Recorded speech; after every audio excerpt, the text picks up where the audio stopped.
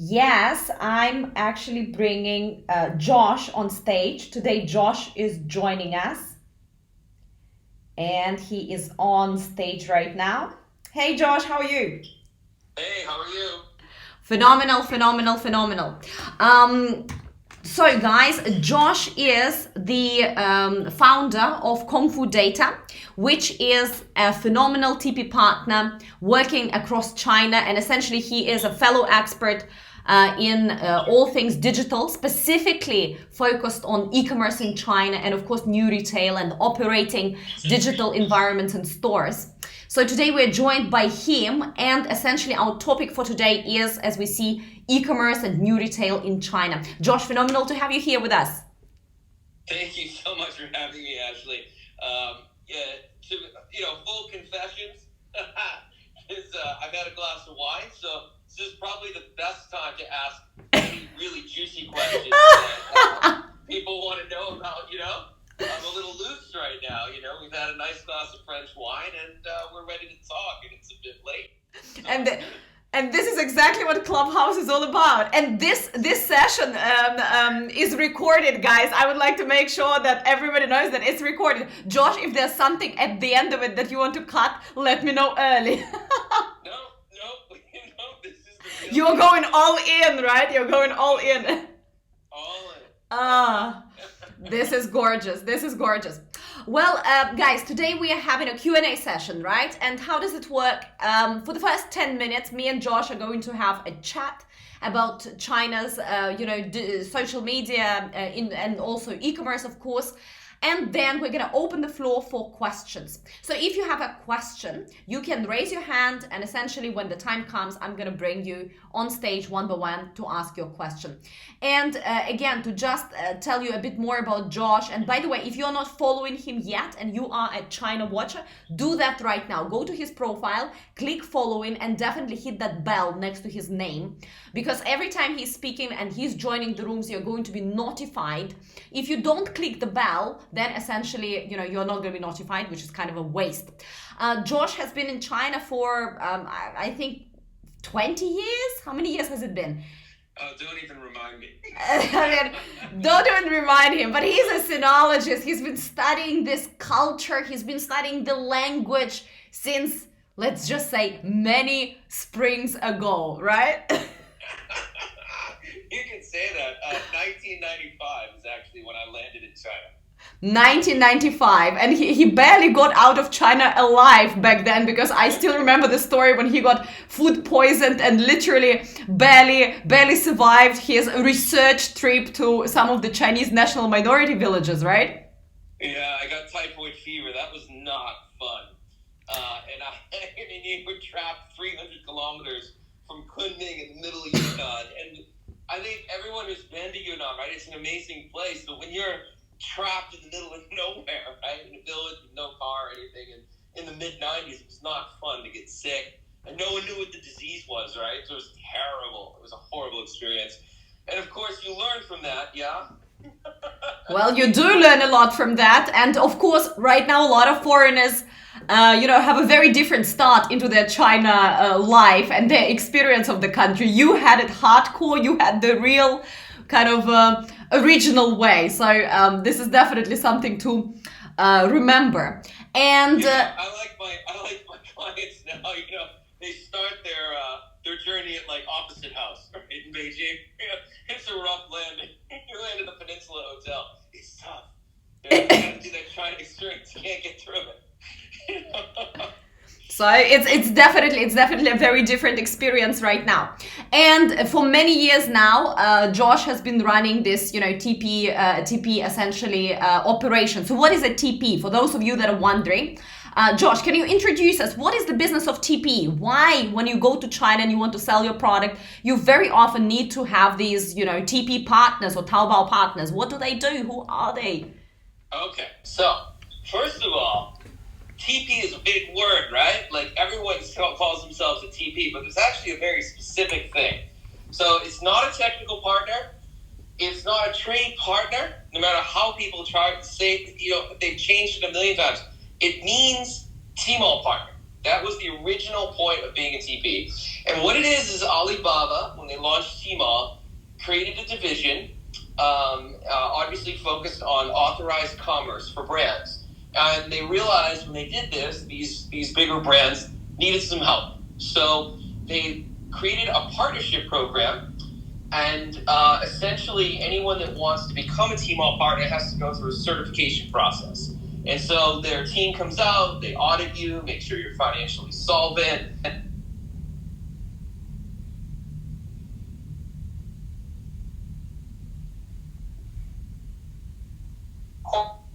The TP pool. And then your job is to basically operate brands online in China, but essentially mostly within the Alibaba ecosystem, although the actual designation TP has basically come to mean China partner. And people will call someone a TP, even if they're just a distributor. That is not a TP. There are a very restricted number of individual companies that have actually been registered or certified by Alibaba to run stores on Tmall as an official TP. Unofficially, everyone under the sun calls themselves a TP. So I would encourage foreigners to be very careful when they come in, because someone who is just buying inventory is not necessarily what you're expecting. So a TP partner basically they're an extension of the brand's team in China in a way, and they're responsible for all the in-market servicing of the brand, right? So what that means is lots of different versions of distribution service, right? So there are distributors who buy and sell inventory, or you could call them distributor TPs, right? So they're actually purchasing inventory from you. And then there's a designation, which is what we are. You're a services provider. It does all the same things, only you don't buy the inventory. So you just act more as an agency, but more as an extension of the team, as a partner in the market, and you're responsible for everything from marketing to customer service, logistics, inventory management, merchandising, brand management, optimization, media buying, you name it. So you basically become the brand's extension team in China, and your job is to operate whatever commercial channels they want you to. So typically for us, we do marketplaces, which is essentially Tmall, Taobao, JD, any place where there's a larger volume of consumers and transactions to manage. And that's really where we are. And within that ecosystem, for those who don't understand, Taobao itself is a massive marketing mega house, right? It is like Disneyland of e-commerce. So it's become an entertainment center. And so the TPs now are, not just us, obviously, a lot of our competitors. Everyone's gotten into everything from studio production. So, we have our own live stream studio in-house where we have our own house live stream teams. We even book, famous live streamers to run things for the brands. We're doing all the integrated marketing because companies like Alibaba have bought or invested in the origin of demand. So all the platforms that create demand, or where consumers are being entertained and exposed to brands and products, essentially Alibaba has integrated them into their ecosystem, bought them, invested in them.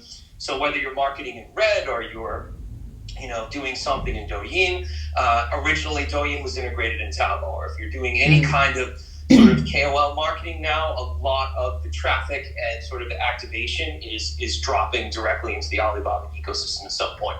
So that's essentially what a TP partner does. Their role is to work for the brand and obviously for Alibaba and make sure that you onboard smooth into the Chinese market, that your budgets, the planning, all the detail around operational intensity of getting your brand online and servicing consumers and getting the growth and sort of the leadership position you're hoping for in the category, that is your TP partner's responsibility. And it's a contact sport. It's like trench warfare, and it's really intense. And so our job is very operational. We are not a social agency. Our job is to actually physically operate the brands online in China, and that's what we do. And this is gorgeous. It's very important to understand that also in China, when you talk about, you know, a TP partner, first of all, as Josh has mentioned, there is JD, there's Pinduoduo, there's a couple of other platforms that you probably hear sitting abroad. But Pinduoduo, for example, is probably not the best platform for international brands getting into China. But JD may be one of those. So, but nonetheless, Alibaba ecosystem is probably 80 or 90% of China's e-commerce. So a TP partner usually works primarily on these platforms such as Tmall, Taobao, and Tmall Global, etc., etc. And the beauty of it is that beauty and the threat is that in China, when you start selling through e-commerce, you also need to have a huge team, customer service team. You need to have assisted purchases. You need to make sure that your supply chain is managed. You need to make sure that you understand very clearly how to market, as Josh said,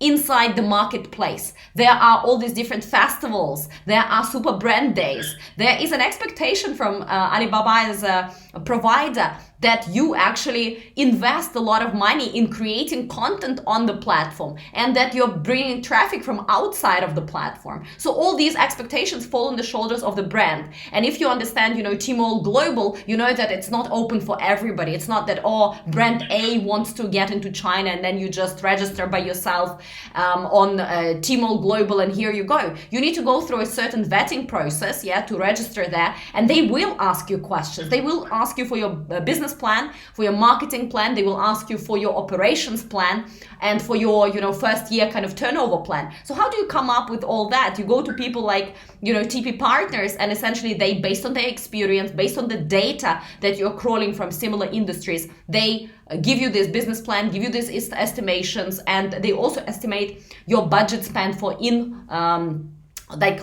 marketplace marketing. And for those of you that are wondering, so is TP partner like a one-stop solution for everything China?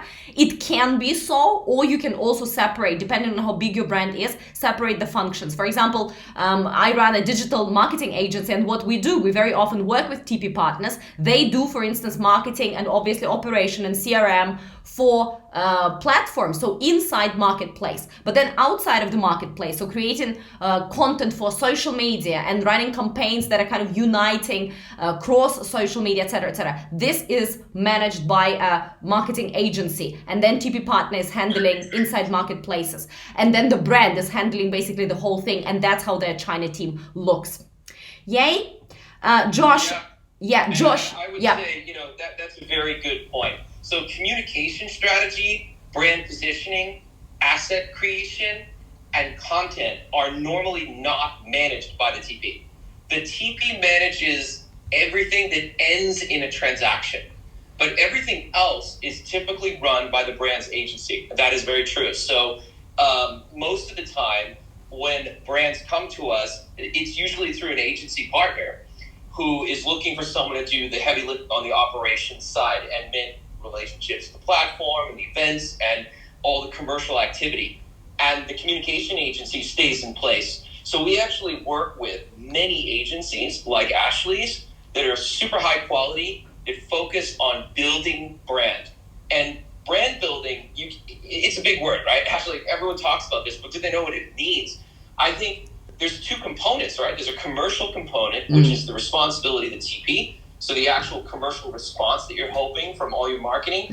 And then beyond that, there's actually a different thing. You're looking for resonance, right? You're looking for someone that can connect with Chinese consumers and build a fan base, right? To build loyalty and community, engagement, and make Chinese fall in love with your brand. And that is normally not the responsibility of the TP. TP's job is to manage the commercial ecosystem around the brand. So the digital agency will drop all the right signals out into the market and get people interested. And the TP's job is, it's like landing a plane at night.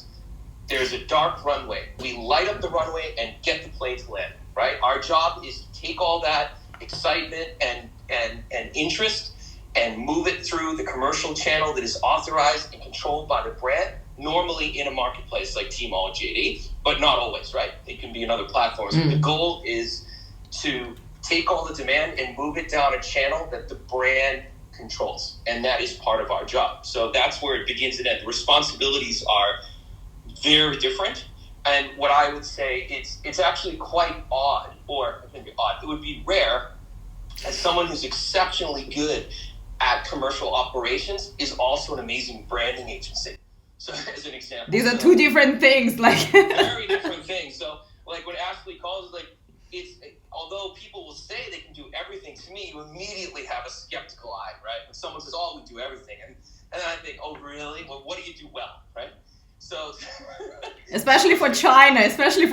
What do you well in China? Yeah, I wouldn't even begin to push my team forward as a content branding, communications agency. That would be insane. But it's quite obvious what we do. And so I think once a brand, gets along that journey and they feel more confident, they understand the ecosystem, they master some of the dynamics around it, they'll start to see how important it is. You need more than one partner, right? You need a TP partner and you need an agency partner. You need a communications partner and a commercial partner. And those are different things. And you must have them. And they both need to be good. In China, you can't get away with one being good.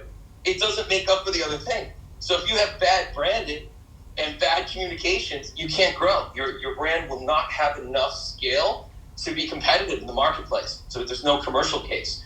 And if you have a bad TV partner, God help you, right? You can't get anywhere. You can't generate new revenue, and it's a big mess, and you get into trouble, and you can't make money. So you kind of need both, right, Ashley? I mean, you have to. Absolutely. Two things.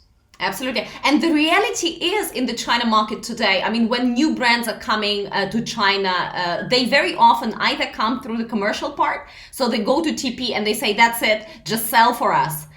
Or they come to marketing agency. We very often get those inquiries like, okay, yeah, just market for us. And I ask the question, so do you know how you're going to sell? So who is actually going to be doing the transaction? They say, yeah, well, that's easy. We're just going to open a marketplace. And I go like, whoa. So you clearly don't know where you're starting. Or if they go to a TP partner and say, you know what, guys, we just want to sell, but then we don't have a brand. Nobody knows about us. Search is zero. I mean, everything is zero. Then how are you going to generate that, that awareness? How are you going to position yourself? Have you even researched what's happening with your competitors? Do you have a niche in the market? Who out of these millions and millions of different subcultures within China are you actually targeting? All these are questions that definitely need to be answered to increase your chances for, success in China. Oh, absolutely. I got a great story I'll add here because this is, it's late at night. I just got a question from a potential client recently who was asking us, we're going through our SOW. I'm showing him all the things, it's very detailed, right? As it needs to be. And, he went ahead and asked, this is a brand, I can't tell you what the brand is because we're under confidentiality, but it's not a small name. And their question was, do you guys take care of trademark and corporate registrations? Now I'm thinking. So you also need a legal partner, guys. You need a legal partner. I literally almost said yes, and I'm gonna go squat on this brand. I mean, they are literally that dumb. I'm thinking you're kidding me. You guys have to register your trademark before you even think about hiring a TP. Otherwise, the TP is gonna register in their name, and you can never divorce them. You can never get one. It's like a bad marriage. They can abuse you constantly. There's nothing you can do about it because they'll own your entire IP in China. And I get questions like this all the time. This happened last week during Chinese New Year. I got that question. I was like, man, you really need a lawyer. I'm like, we're not a law firm, right? But just to give you an idea of the expectations, brands just have this idea. They just don't want to deal with China. They just want to outsource everything to one person. But I think that's your first mistake, right? It's not taking the market seriously, and it's not really getting into detail. China is not a magic ATM machine, and it's certainly not going to happen overnight. Anything you do here, and you've got to be really careful. It's actually the opposite. It's super expensive to operate. It's incredibly complex, and it is really competitive. So stuff like registering your trademarks right and making sure you have your entity set up correctly and stuff like this is just common sense, and you need to do it even if you don't want to. If it's not expedient, it's not convenient this quarter, suddenly because of COVID, the wave of brands coming into China is just insane. It's relentless. but there's no reason to just rush in. You know, the nice thing about being a brand in the ecosystem is brand protection is a real thing in China, you know, and Tmall takes it very seriously, and so does JD and all the other platforms in terms of proving authenticity and ownership of trademark and IP rights. And I think one of the things I would encourage anyone on this call to do before you come to Ashley and I and ask us to sell and market your stuff is to register your IP, because neither of us even want to get involved in your account until you own it in China. Because if you don't, someone else will, because it's a first to file market, not a right to file. And second, we can't open any of your accounts. Ashley can't open any of the social accounts, and I can't open up any of the Tmall and JD accounts. You need to own this stuff, and you need to take it seriously. So if you're not doing that, really, it's not a good environment, right? I mean, Ashley, am I wrong here? I mean, amen to that. Just amen to that. I think everything you said. So essentially, you don't need just two partners for China. You also obviously need a legal partner, but that happens, you know, even earlier on, for sure, in order to, you know, make sure that you are even ready to talk to, as mentioned, to any others. Guys, we're gonna hop into questions in 3 minutes from now. Well, I'm gonna ask Josh one more question now. But meanwhile, please already raise your hands, and I'm going to create a queue for people, you know, asking questions here in a second. So raise your hand if you have a question about digital marketing, e-commerce, new retail in China. I already see your hands going up, so please raise your hand. And Josh, a short question to you. So when it comes to, as you mentioned, right now in 2021, there's so many companies trying to get into China. Obviously, COVID has created some opportunities and some challenges for brands outside of mainland. So people see China as the place to go to, the place to grow, the place to potentially save their business. So the question is, which categories, in your view, still have, from abroad, from foreign brands' perspective, still have the biggest potential in China today? So I think this is a huge question, and I'm not going to pretend to answer it all the time. But I can give you some hints. So I don't know how to describe this, but you have to start focusing on like a big category, right? You know, I think when you start focusing on subcategories, like categories within categories and niche categories, you start to see a lot of really interesting opportunities and huge growth. So one of the things we do when someone comes to us, and it's kind of like a free thing, we're not a consulting company. So when someone comes to us, we look up the data on the brand, like we look the category. And so we have the unique ability. I mean, we probably in any quarter looking at a couple of hundred categories. And by categories, I mean subcategories. And some of the more interesting ones I've seen, sports nutrition is explosive right now. I don't know why, but the entire category like doubled in the last year. I mean doubled, and it was already big. So we're looking at a 20, 30 billion RMB type category, and I was very surprised. So stuff like this that's been traded for a long time is still growing at scale. And I think any category where there's an origin story that's significant, so it's something that's being consumed, eaten, worn, put on the face, anything like this where the materials are very important to the consumer, meaning they're afraid of something being sourced in China not being quite safe or, pure. These categories have loads of potential. So in body, on body, yeah? Yeah. And in other things, so in pets, which are treated more important than kids, right? China, some people love their pets even more, right? So I think some people don't think about this, but anything that's consumed right now in certain categories where the origin story is very important and it's very specialized, like a specific type of ingredient that goes into a skin cream or cosmetic, this I see a lot of growth in. So lots of little subcategories are explosive. We were just looking recently at, it's in its early stage, but the growth is there, which is liquid infant formula coming from overseas, as an example. Ooh, what is that even? Liquid infant formula. So it's literally pre-mixed? Yeah, it's literally like, it's like drinking a little milkshake for a kid, right? But it's liquid formula, so you don't have to mix it or make it at home. It's already pre-made overseas. And so it's pure. It's coming directly from the dairy plant. And it comes in, and it's actually growing pretty strong. I wouldn't sprint very fast. Some categories that weren't previously growing are growing very, very fast. So let me give you a good example. What did I see recently? I would say there are different aspects of the watch market that are growing very, very fast. So the main market isn't at scale growing as fast, but some of the subcategories are growing super fast. And what else is interesting? Obviously, the conversation. Oh, here's one that's a contradiction. The conversation around sustainability is interesting, but we haven't seen sustainability. No action.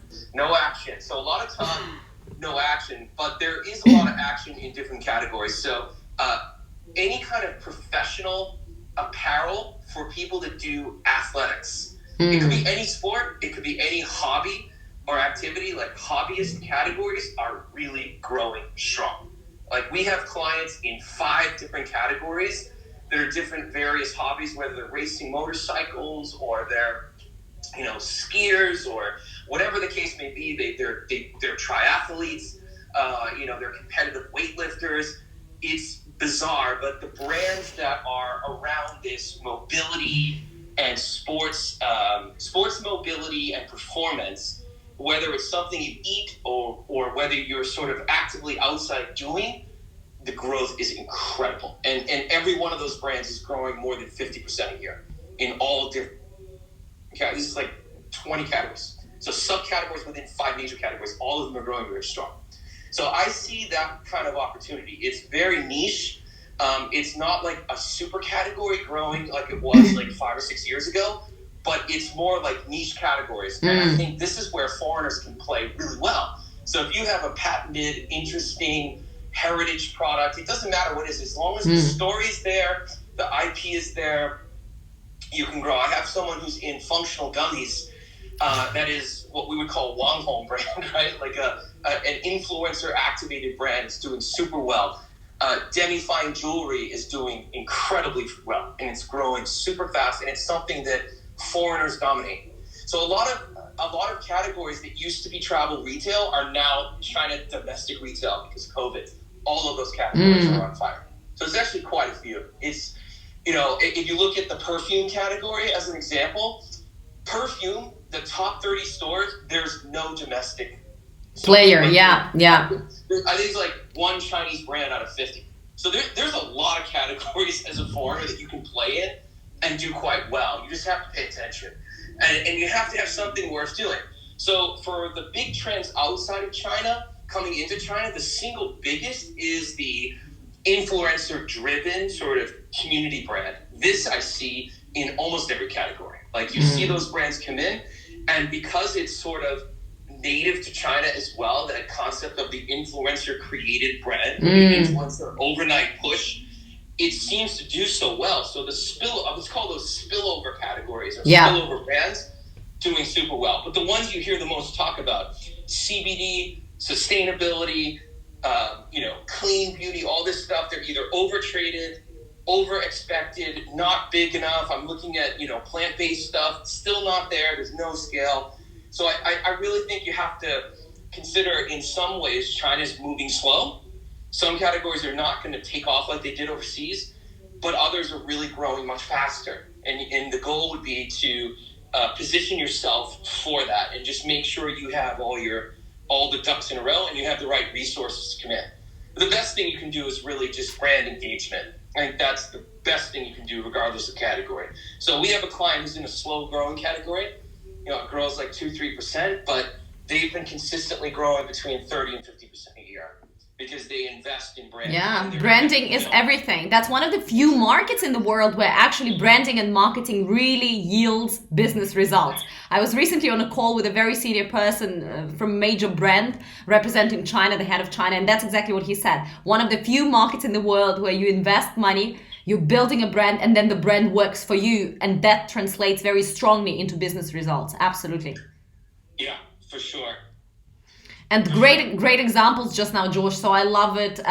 Basically, as you said, fitness, nutrition, this apparel specifically for a sport hobby, anything to do with pet. We also have a company that does this luxurious pet food. I never thought that pet food can cost that much, but it's incredible. It's like a gourmet dinner for your cat and for your dog. It's crazy, and it's very popular in China. There are brushes, right? You mentioned perfume, but there's also this big trend in China right now for brushes, like makeup brushes, and of course any kind of KOL brand also coming from overseas. And how many for instance, Rihanna, she launched her sparkle or something, I think it's called sparkle line or something, that everything is sparkle, lipstick is sparkle, whatever cream you put on your skin is sparkle. So everybody is literally opening their lines and bringing them to China and doing quite well. Josh, you will have to help me to see, because you're also a fellow moderator. We just now had a few people raising their hands. So first of all, we have Mei Lan. I was trying to bring her on stage, but there is a glitch on Clubhouse sometimes, and I cannot see her joining. So if you see her hand up, can you bring her on stage? And also, yeah, how do I do that? So you see that little hand, and there is like one and circle. Yeah. Yes. Mei Lan, hi. Are you on stage?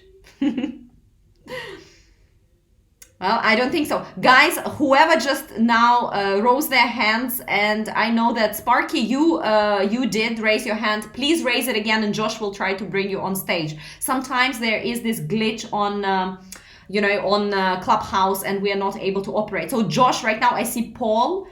Can you bring Paul on stage? I just tried. Yeah, I'm adding him. Yep, Paul, can you hear us? Hello, hello.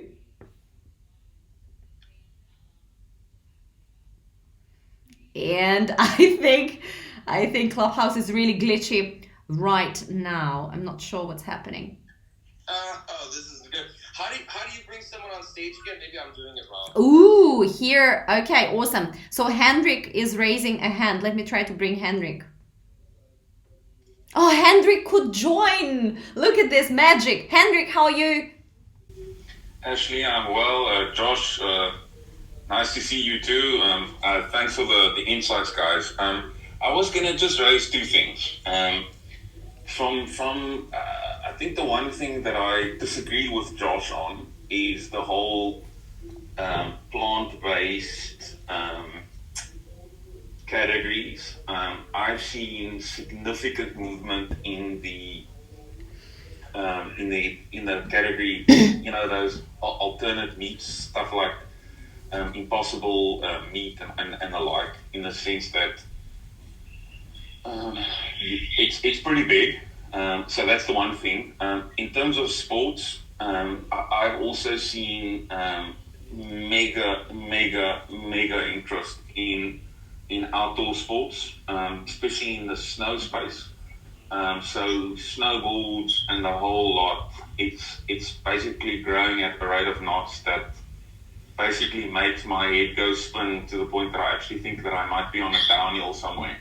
But the point is, that I was going to just echo Josh's point, in the sense that if you're an international brand and you're thinking about China, one, you have to, even before you invest any dollars into advertising, make sure that you own your IP. It sounds really dumb, but it's a fact, number one. Number two, certain brands, whether you're in a luxury space, whether you're in a sports space, whether you are in whatever space, if you're an international brand, the long and the short of it is that your heritage is basically going to get you in the minds of the consumer.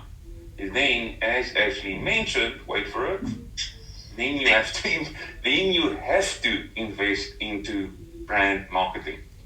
It's not a question of whether you want to, you have to. Why?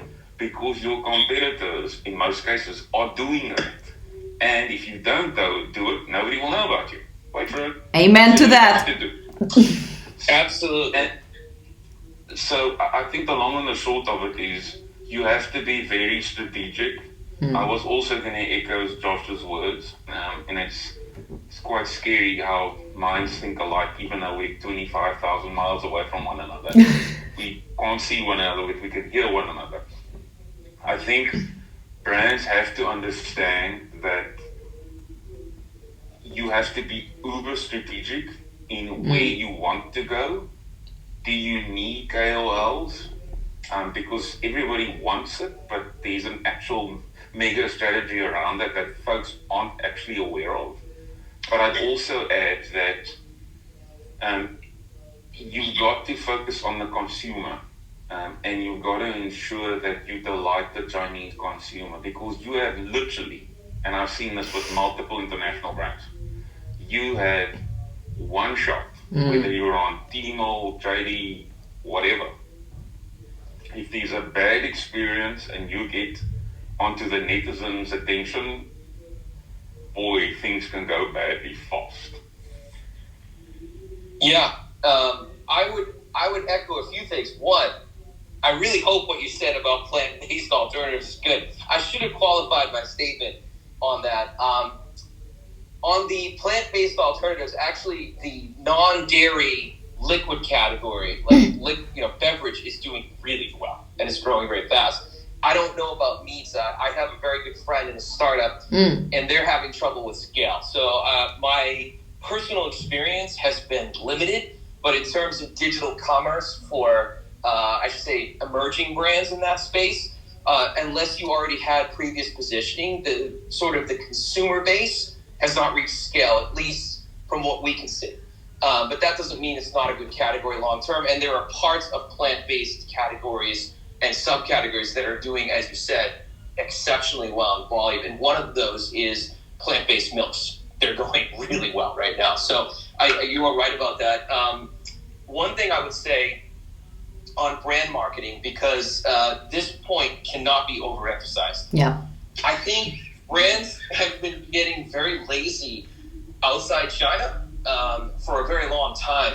And what they think is brand marketing really isn't the kind of level of intensity expected in the Chinese market. So one of the things we encounter every day is, I'm launching a brand right now where, you ask them to share their, global assets. And I'm thinking, this brand's pretty big. Like, they must have amazing studio assets. And we open up what they have. And my God, I can't even use them, right?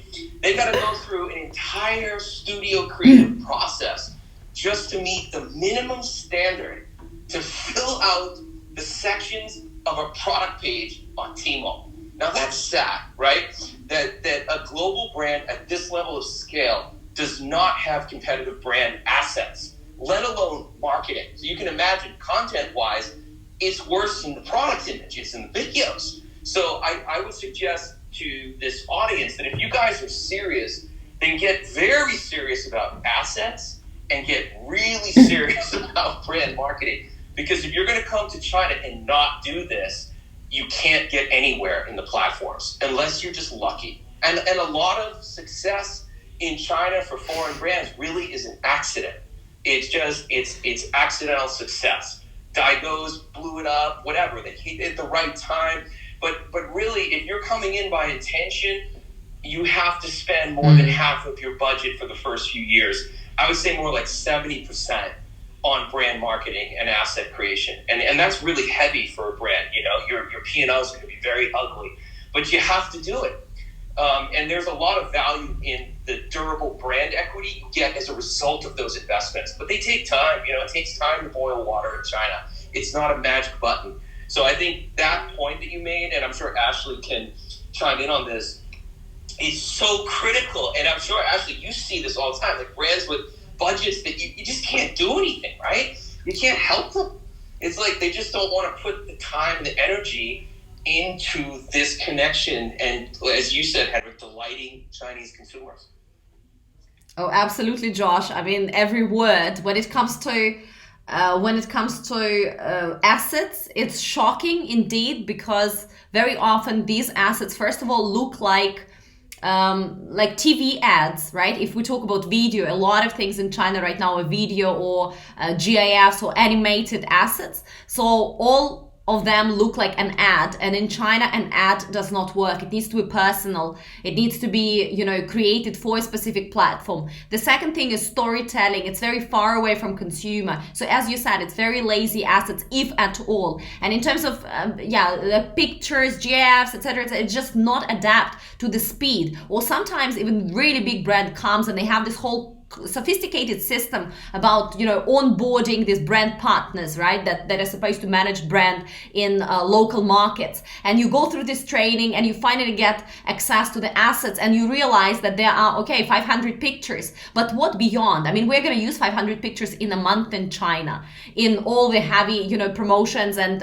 explaining the product. And as we discussed, I think a couple of days ago on our, you know, Digital China Day, in order to even put together one page of nice Taobao, Tmall description, you need pictures, explainers, you need videos, you need so many things. You need also graphic design, etc. So of course we're doing a lot of also creation and adaptation for that, for the China market. But yes, sometimes I believe that clients are truly divorced from reality to understand how intense it is, and you need to be that intense in order to have high chances for success. And your point on the fact that a lot of brands are getting lucky because, again, there is a trend, there is a talk, somebody made them popular, and then they come to China and say, oh, that's easy. But then on their second year, they understand, whoops, that's not so easy. I actually need to put in work. So either you come in by trend and that pushes you forward, or you come in and you need to start working, you know, right away from day one on your branding. You need to do it either way, because there's no sustainable growth in China without having very, very strong, you know, digital presence. Actually, I was going to just add, I think Josh made the point, and I think it needs to be said. I am a late entrant to the conversation, so if this has already been said, I apologize. But I think one of the biggest mistakes I see from brands is that there's this expectation that success will basically hit them in China in year one. And it's not the case. If you've seen it, then you are very lucky and you've won the lottery, and you've most probably gotten 12,000 red envelopes over the last couple of days. But the point is that brand owners need to understand that if you are going to invest in China, it's a long process. And by long, I mean for your P&L to become really something that's worth talking about. I always say you have to look at 3 to 5 years, number one. Number two, you also have to be understanding that you're going to have to have talent on the ground. Yes. Or people that actually know what they do, because, wait for it, the mechanics that you're used to using and leveraging in the West basically is irrelevant. I'm not going to tell stories about TV ads being used as creative and you fall off your chair and you think, but this is a big brand that has got a huge budget, you know, what are we doing now? But I think it's a very important distinction in the sense that the pace at which market moves and the requirements and platforms in terms of execution, you need to think long term, and you need to basically be learning from day one. It's a ginormous experiment, but I think you need to understand that it's a long-term business. This is not something where you become EBITDA positive in year one. But it's a case of you need to understand that this is a process, but at the core of the process is the customer. And the Chinese customer will either make your brand or they will break it. Or they will break your back. Yeah, and I would just add to that, you know, we have a saying internally, which I tell clients, don't listen, but it's success isn't incremental in China. Yeah. Or really anywhere. So look, you have a commercial director with a Mac P&L that goes up 20 to 50% a year just because they created a spreadsheet. This is not how it works, right? It's like boiling water with an unpredictable boiling point.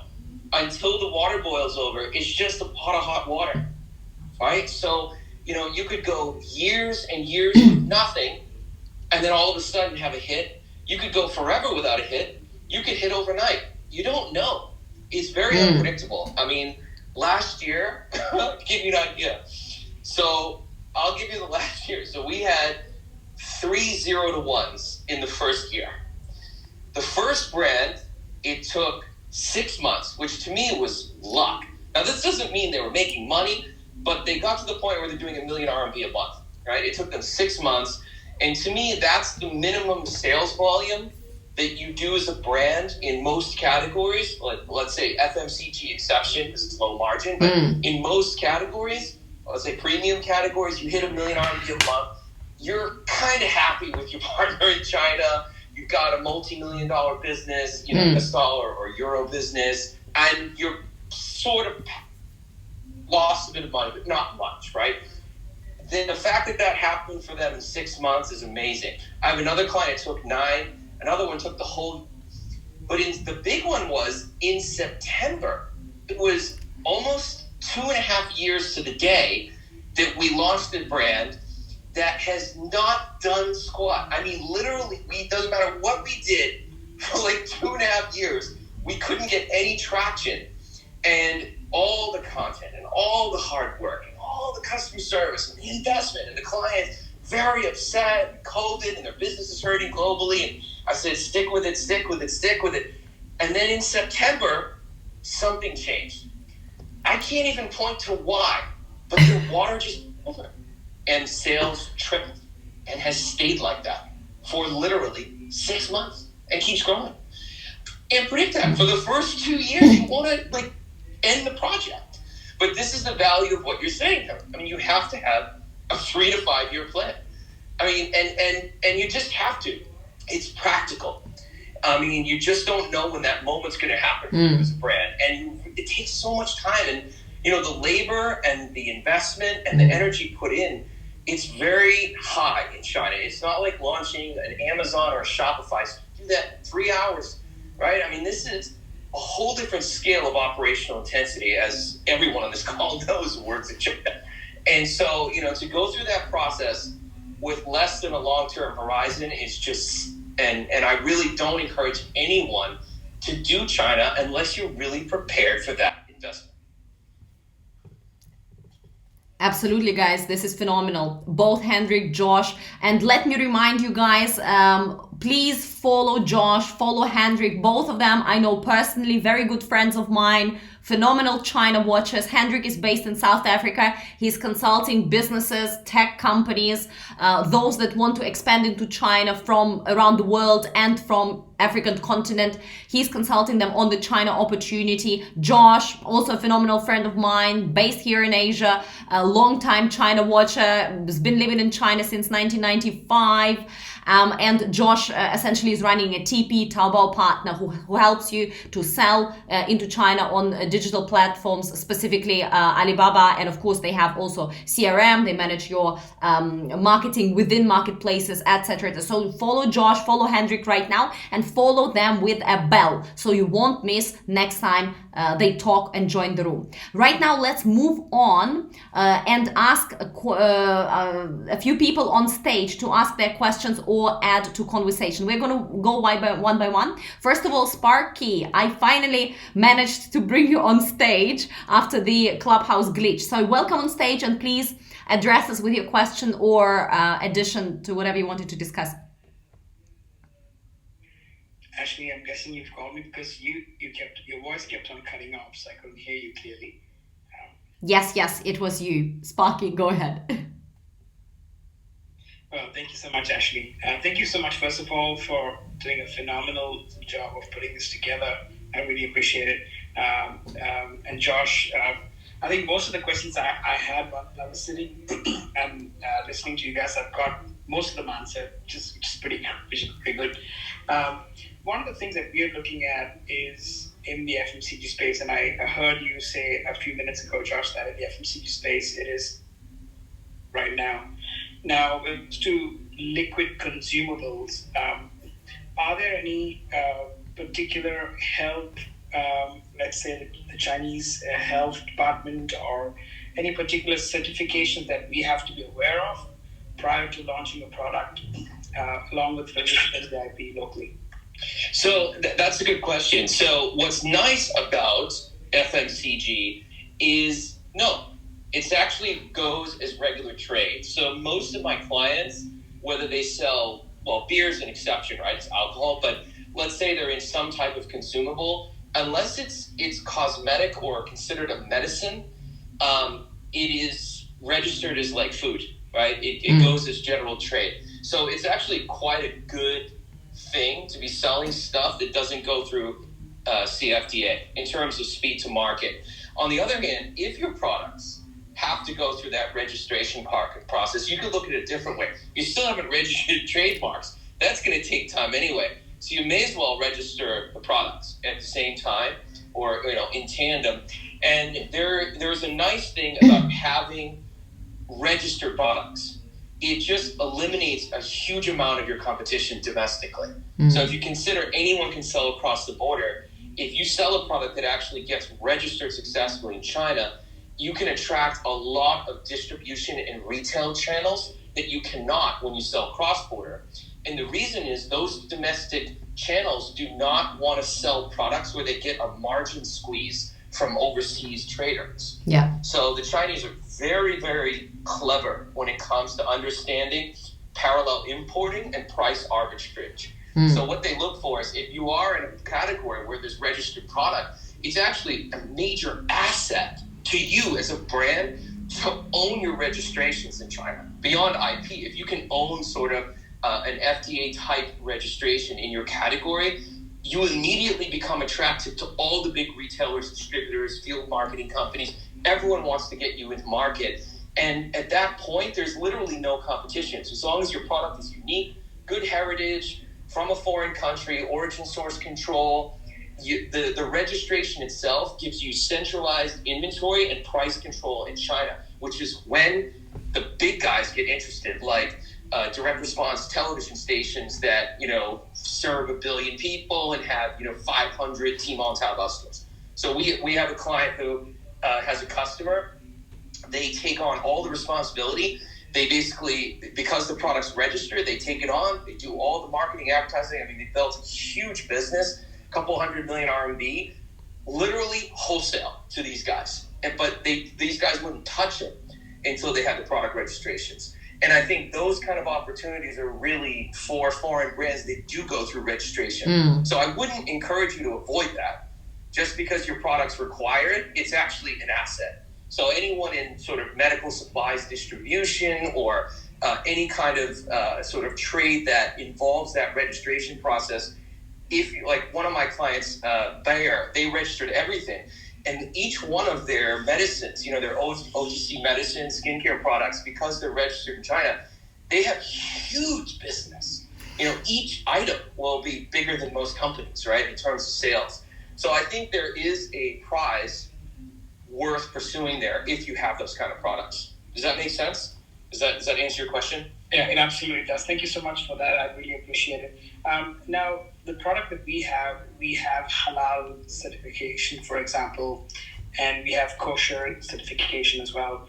Now, other than the CFDA, are there any other such certification we would require for a product in that category? Oh, this is a good question. I've never encountered that, so I don't know. It's specifically whether halal or kosher is a separate registration process, but I wouldn't imagine, and I would be careful in terms of that, because depending on how the Chinese government views products in that category, because they have a religious connotation, you have to be careful about association. So I would also look into how easily they're traded. What I would say to you is that halal is obviously extremely popular because of the Hui and several Muslim minorities in China. So, it's very common to see halal marks on a lot of restaurants in most Chinese cities. But I would be careful in terms of you as a foreign brand coming in with a kosher designation. Just make sure that it's not going to be an issue and that they don't see it as part of, you promoting something that they don't agree with. You know what I mean? So Josh, I would just having sat on the side of this, and one, your recommendations with regards to the CFDA is, Sparky, I would look into that as that basically is a competitive mode that basically opens a lot of doors, number one. Number two, when you're shopping in China, you fairly, I can't remember, just by thinking back, if I've ever seen those halal or kosher markings on normal products. The concern that Josh raises, it's valid, and you could potentially make your life considerably harder. So what I would do is go through the CFDA, go through that process, and then basically in year one, if you're going to do China, I would do CFDA, and then I would basically do a test to understand what are the consumers looking for in terms of trust marks. As far as I know, and in my experience, the CFDA is essentially it's like it's a massive. I cannot state how massive that is in terms of differentiation, but also it makes you more your brand more approachable, because consumers will instantly realize, and once again, I know I'm stating the obvious, but the fact of the matter is that the government has legislated that this product is safe and it meets all the expectations. That cannot be undervalued. Gorgeous, guys. Thank you so much. I think we brought Sparky a lot of value, and Sparky, I hope that we have answered your question. Absolutely. Thank you so much for your time, both Josh, Hendrik, and Ashley. Thank you so much. I appreciate that. Thank you so much for coming up. Next, we have Iris. Hi, Iris. How are you doing? Hey, Ashley, Josh. Hi, guys. Hello. Thank you for having me. Actually, I had followed you on your LinkedIn channel, and I really enjoy reading your articles, your reports. Thank you so much. Yeah. So I just raised up and want to say hi, and I want to drop several small questions. Sure. I think before that, I want to just quick introduce myself. I'm Iris, and I based in Shanghai, and I always working in MNC and companies and for the consumer brands, and I'm focused on digital marketing, social media, the KOL cooperation, and running the digital campaign for our business purpose. Yeah. So, but my question is, as a foreigner expert, I'm really curious about what kind of resource or channels you are reading or checking daily for. Okay, so you will have daily Zoom meeting.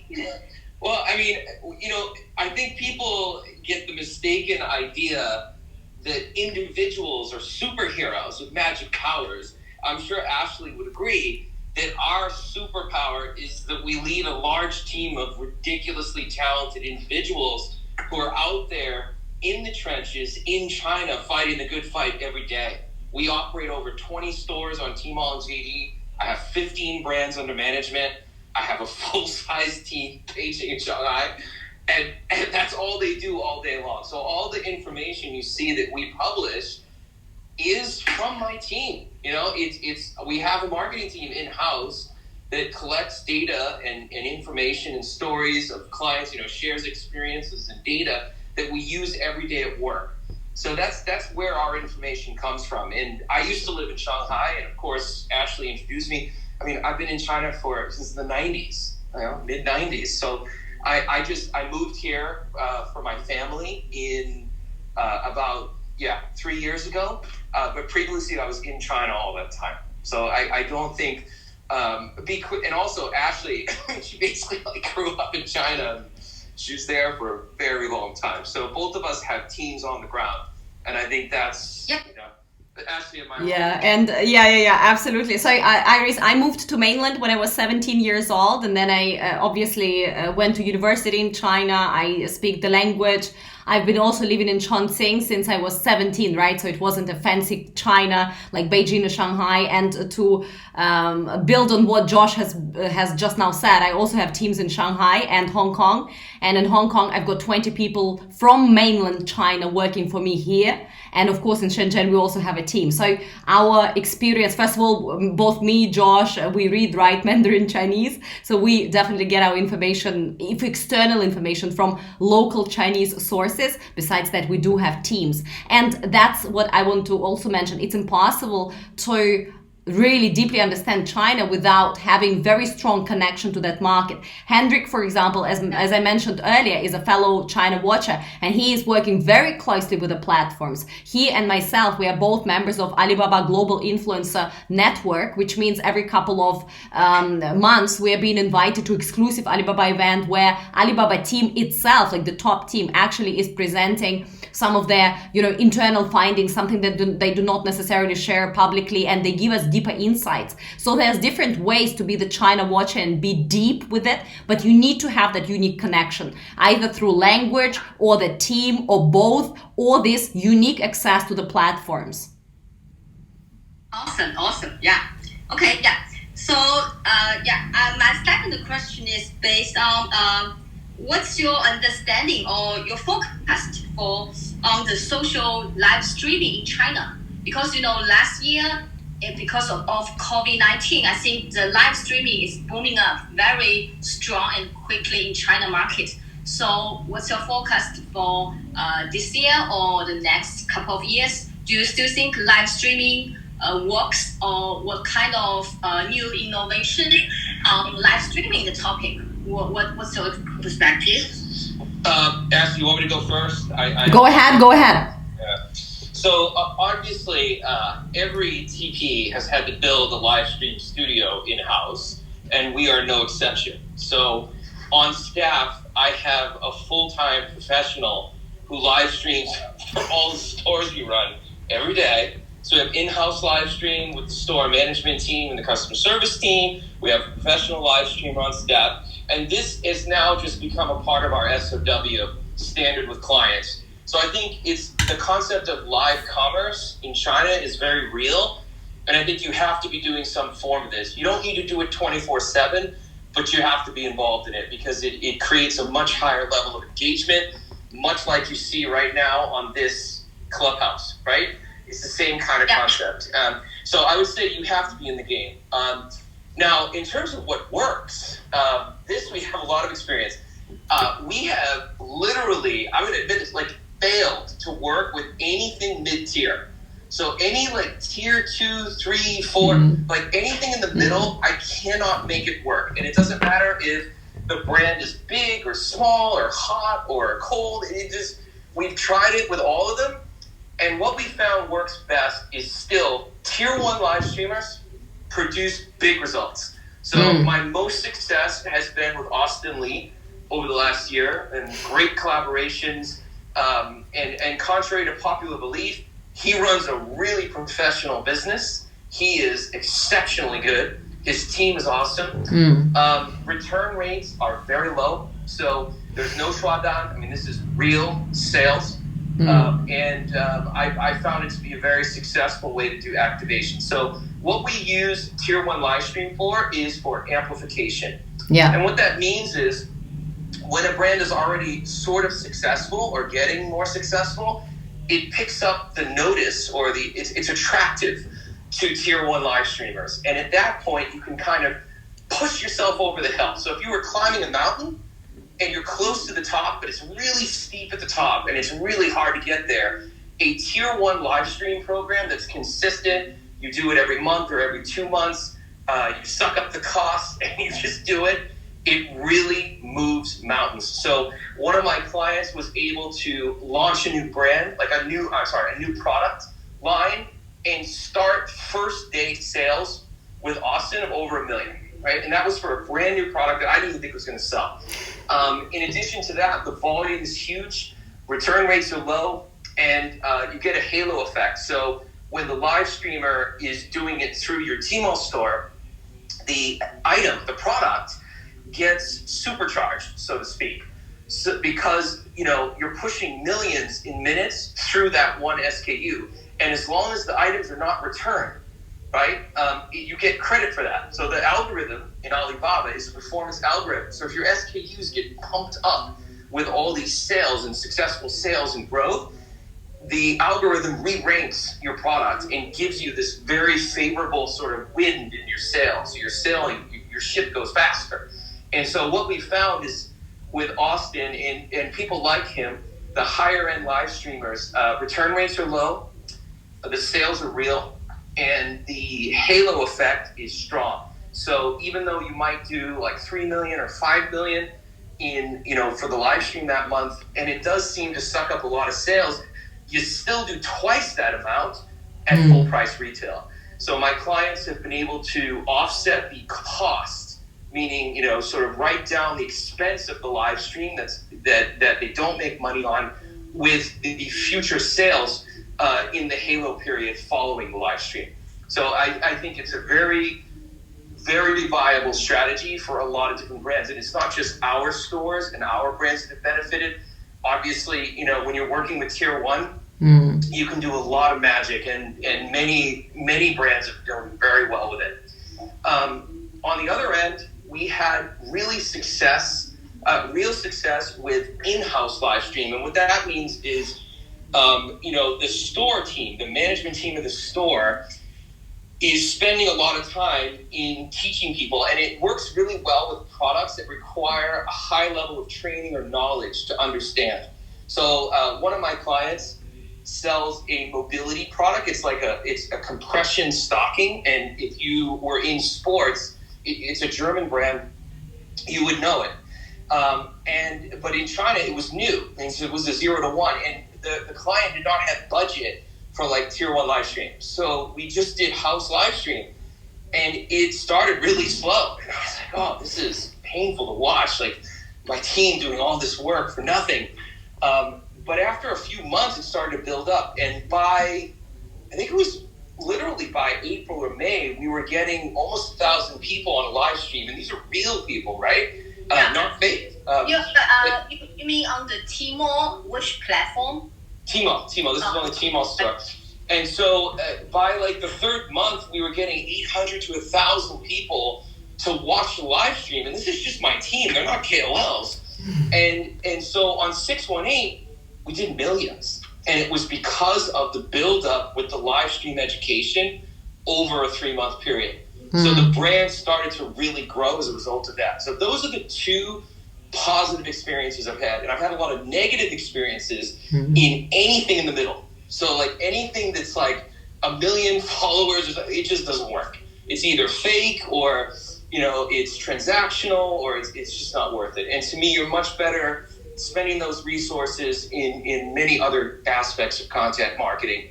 But to me, live stream works in 2 aspects: house or tier one, and nothing in the middle. At least that's our experience for the last 12 months with this studio. Make sense? Yeah, good point. I absolutely agree with Josh. Absolutely. So, and everything in the middle, just for those that are also having questions like how can it go wrong, you essentially pay fees and then you get fake orders, and then these orders are essentially shipped out within 2-3 day period. You can refund it back. So essentially they are very often saying that, oh, we can sell for, I do not know, 5 million RMB. Then 2 days later, you have all the products shipped back. So you are not only losing money, but at the same time, you are lowering your score, right? Because your return rate is high. So you are spoiling your ranking within e-commerce platforms. You're killing your brand on e-commerce platforms. And of course, apart from all that, you carry the losses because you as a brand need to pay for logistics. It's basically a total disaster. Needless to say that with all these bots, you are also not reaching real people. So you need to be really, really careful when you hire the blogger. And indeed, in China right now, we have a huge shortage of high quality bloggers that are streaming on behalf of brands, that are streaming for entertainment, for e-commerce, to sell agricultural products.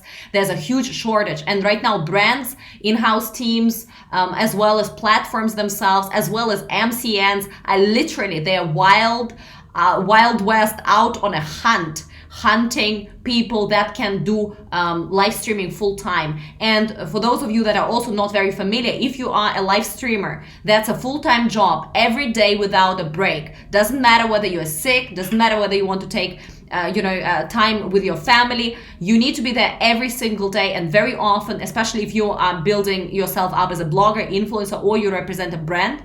And that also means you essentially need to be there between 3 to 8 hours every single day. And this is very, very intense. Josh, please go ahead. I know you want to add on to this. Oh, I just wanted to make one point, because you absolutely, I forgot to mention that. I'm glad you mentioned it. So when you're dealing with a tier 2, if it's not real and you don't book a KOL that's approved by the platform, by Alibaba itself, like the Xiao'ar, the category managers, you get accused of shuadan because the return rate is too high. You actually convert. You lose points. You don't just go down and rank. You actually lose points. I had my team was accused of shuadan, and actually we chose a KOL specifically from the Alibaba approved list, but they accused us anyway, and we had to bring it to them, and they had to remove it. And as a store operator, you're only given a certain number of points before your store is shut down. So you can't afford to lose points. So it was a really big disaster. So I would highly recommend, following Ashley's point, that if you are going to use like lower tier KOL, you're going to go for something that's not a tier 1, or the tier 1s won't take your products, then to absolutely make sure under no circumstances you're doing that live stream and dropping it into Tmall unless it's a Tmall or Taobao approved, registered KOL that the Xiao'ar, the category managers will be taking responsibility for. Because one time they thought it wasn't, and it was, and one time it was, and they actually got our money back. So the nice thing there is Alibaba did what it always does, which is the KOL didn't perform, and they demanded the KOL to give back our money. And we had another time where the KOL canceled the booking, even though we had spent 3 weeks promoting the event and really spending a lot of the client's money, and the KOL was canceling last minute. And we actually went to the Xiao'ar, and the Xiao'ar put huge pressure on that KOL and forced them to do the event anyway. Otherwise, they would lose their ranking as a KOL for Tmall. So again, sometimes you have to go through these third parties. I would like to say that the world is a really nice place and everyone plays nice, but they don't. And so I think, just be careful when you're going down this route with KOLs. And as Ashley mentioned, I think blogging is underrated and in such demand. Quality content providers that people trust, super hard to find. I'm sure Ashley can tell you more about this, but a lot of the good work we see happening in like Bilibili, where content providers are more trusted, where it's genuine content, where it's not for money. I mean, if you guys can see in that platform, or even in parts of Red, where it's seen as a net positive and the consumer doesn't react negatively or think it's a fake sort of promotion or too commercial, I think you'll do much better than trying to book something that looks good but is really fake, and it ends up actually slapping you in the face. Ashley, I'm sure you've seen this. It's a nightmare. Yeah. Thank you for sharing your points. Why I ask these questions is because so far we are meeting some challenges on the live streaming in China market. Because I think, live streaming, we have the purpose. The purpose is to drive traffic for the business driven, for our turnover. So we do live streaming on Tmall, right? But, so far, not only Tmall, the Tencent, the WeChat ecosystem, or even the Red, they are also doing live streaming. They developed the live streaming functionality on their platform. So if we have more channels, how to do more innovative or different kind of purpose live streaming on other platforms apart from the Tmall. Because maybe if we want to do a live streaming on WeChat channel, 视频号 WeChat channel, they also have the live streaming function. So we for the content or for the content, the storytelling, and what kind of the strategy we can drive. I think it's another topic I want to raise up here. Yeah. I think that has to come down to what your purpose is, right? If your purpose is commerce, then you're really kind of stuck, because I'm sure you've seen sort of, if you look at a big live streamer like Austin, right? To generate 1 million RMB in sales, he's got 40 million followers, but only, let's say, 200,000-300,000 are going to watch your live stream, right? And of that, only a certain amount are going to click the link and go to the page. And of that, only a certain amount are going to convert. So in the end, to actually generate a sale, it's really, that the live stream has to be at such scale to generate results, right? Unless it's a house live stream where you're not paying, right? So what I would say to you is one of the most creative ways to use live stream is not to do commerce. Yeah. It's just engagement. So one that's worked really well in beer is to use live stream outside of Taobao and Tmall to do unboxed reviews in pubs. So you have like really popular KOLs come and do a taste test, or come and talk about how much they like a beer, or discover a product together, and really just like a raw review that is non-commercial, where there's no product links, there's nothing. This actually has done really well for one of my clients. And some of those live streams have gone viral because they were recorded and cut up and sent out as douyi. As the new assets, another assets for the further social amplification, right? Absolutely. And it works. To me, it's less expensive to do that and more fun for the consumer than to push them through a product live stream where you're just trying to sell. I think Chinese are getting very tired of this. Yeah. So to me, it's, in terms of when you say creative, to me, it's just alternative, right? There's different purpose. One purpose is to sell. The other purpose is to make people want to try the product and fall in love with it, or taste it the next time they go to a bar or they're in a restaurant or something. So to me, it really depends on what the purpose is of live streaming. For us, we do many different kinds of live streams. So I'm glad you brought this up, because I think it's a very valid topic. Live stream is not just one thing, right? What you see on TV, what you see on LinkedIn is, Via does, 400 billion in 3 minutes on Tmall during 11/11. Great, that's awesome. But that doesn't help you as a brand, because A, she may not take your brand because it's not big enough, or she doesn't want to deal with it, or doesn't even like it, right? I mean, it's transactional marketing. So to me, there's different kinds of transactional marketing. When someone's incentivized to earn commission, a high commission rate, they're going to take products where there's a high chance of selling and making money for them. But if you're paying them fees outright and you're sponsoring them in a different way, I think you get more amplification and much more authenticity around the experience of using the product and relating to the brand. And the brand story spreads faster that way, in my experience. So you, like you said, you're cutting up assets for amplification. And to me, that's a better use of company resources, especially if you have limited funds for this. That's my experience. Yeah. Okay, thank you, Josh. I think really very appreciate your input, because so far we are digging in for the new innovation live streaming apart from the Tmall platform, maybe on WeChat platform or Red. Yeah, so thank you for sharing your input. Appreciate it. So yeah, thank you so much, Aries. Thank you for coming up, and awesome questions. Moving you to audience right now. Now we still have 3 ladies on stage, and I'm welcoming Kathryn. Kathryn, how are you? Hi Ashley, hi Josh. Good to hear you again. Yay! It's like a reunion from Saturday. It's a clubhouse reunion. Kathryn and I actually go way back. That was like 6 years ago, Kathryn, no? Oh my. Maybe even longer, but I'm not sure.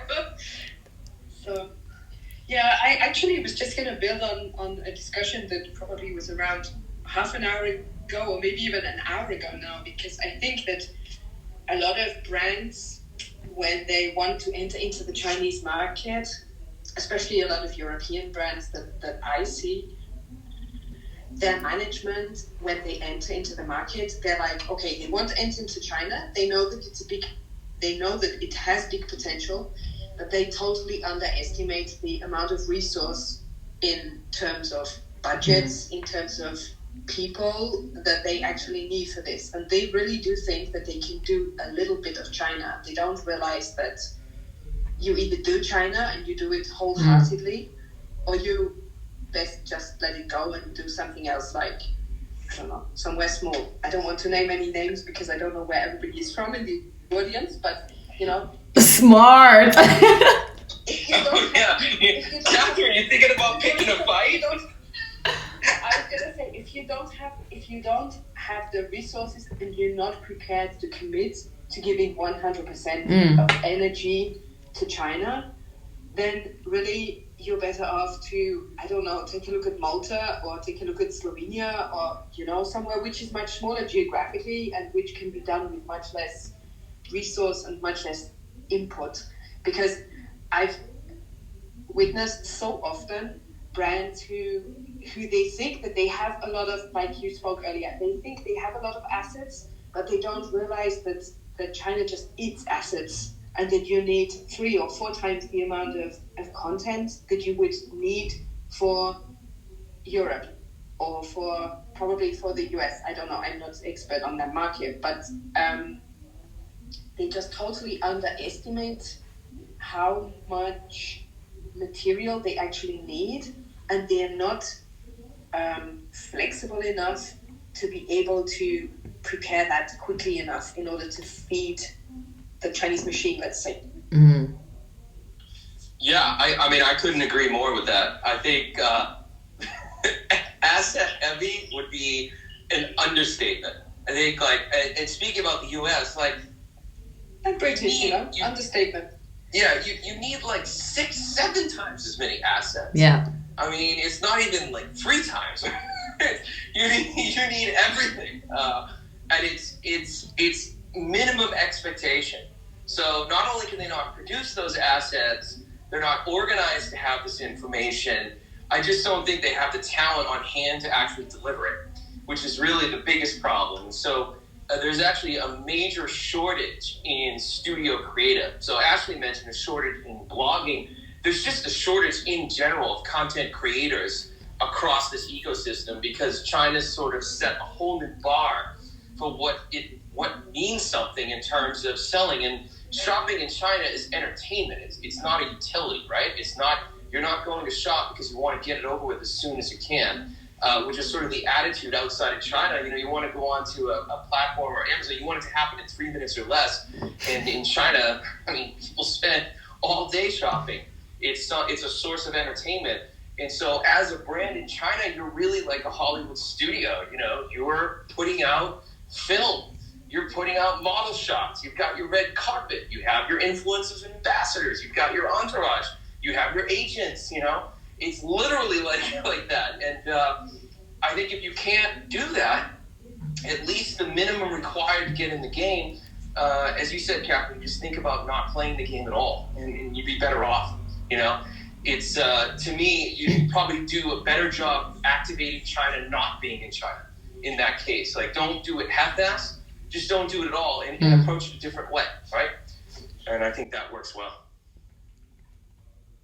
Absolutely. Kathryn, thank you for adding this. And for guys here listening to us, I do also once again want to encourage you to follow Josh, Hendrik, and Kathryn, and in fact Nishtha over there, because they are all people that I know personally, China watchers, each in their space. We have representatives living in South Africa, in Germany, in Asia, in Shanghai, in Hong Kong, basically all on stage right now. So people follow people on stage with a bell. Once you click the bell, you're also going to be notified that these people are hosting a room or speaking in the room. And Kathryn, thank you so much for adding very, very interesting and important point. We can't stress it enough. Moving on to Nishtha. Nishtha, how are you doing today? This is again a Saturday reunion. Absolutely, guys. I was exhausted with a long day, and I thought I'll drop in to listen to you guys for 10 minutes, but it's been over an hour, and I have again learned so much. So congratulations and thank you for your time. We're all learning all the time. I just wanted to add on to something which Josh, you, Hendrik, Kathryn, and a couple of other people were talking on market entry into China, and especially on the role of brand building, and it's something very close to my heart, brand building. And I think Josh just said about the importance of entertainment, right? I also want to bring a viewpoint, and then you guys can build on that, is the importance of education. That is very critical. So the my favorite example is Allbirds. So I'm assuming a lot of you are already very familiar with Allbirds. I'm a big, avid user myself of Allbirds, been following it. That's one of the greatest example of a new brand market entry and being successful and adapting to the market. So Allbirds is D2C across the world. The only country they are not D2C is China, where they had to partner with Tmall because they realized. And there are two quick examples under Allbirds I want to share, and please, Josh, build on that later. Is number one, that Allbirds for brand building soon realized that they cannot really go the Western way they were going, riding on sustainability alone, because Chinese consumers are not really on that level of sustainability story.